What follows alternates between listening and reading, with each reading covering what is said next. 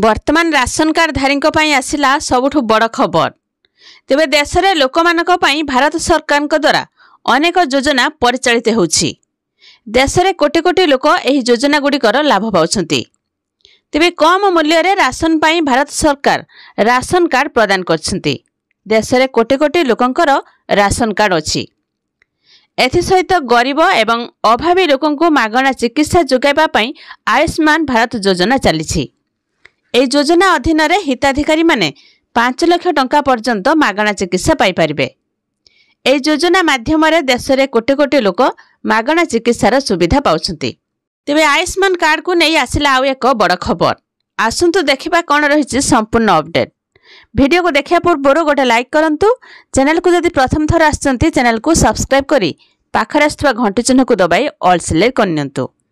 ए आयुष्मान भारत योजना अधीन रे लाभ पाइबा पाई सरकार समस्त हिताधिकारी को आयुष्मान कार्ड प्रदान करा जाय नहीं। एथिपाई किछि योग्यता मानदंड स्थिर करा जायछि। ए आयुष्मान कार्ड केवल सही नागरिक मानकु प्रदान करा जाउछि जे माने एही मानदंड पूरा करछन्ति। आयुष्मान भारत योजना अधीन रे वर्तमान पर्यंत आयुष्मान कार्ड केवल राशन कार्ड धारी मानकु दिया जायथिला जे माने February 2024 पूर्वरु सेमानकर ration card पाइथिले।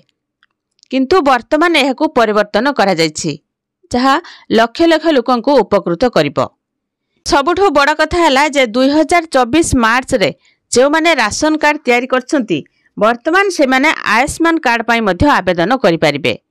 एथिपाई जिल्लार Ayushman card पाई शिविर मध्य आयोजन करा जायछि।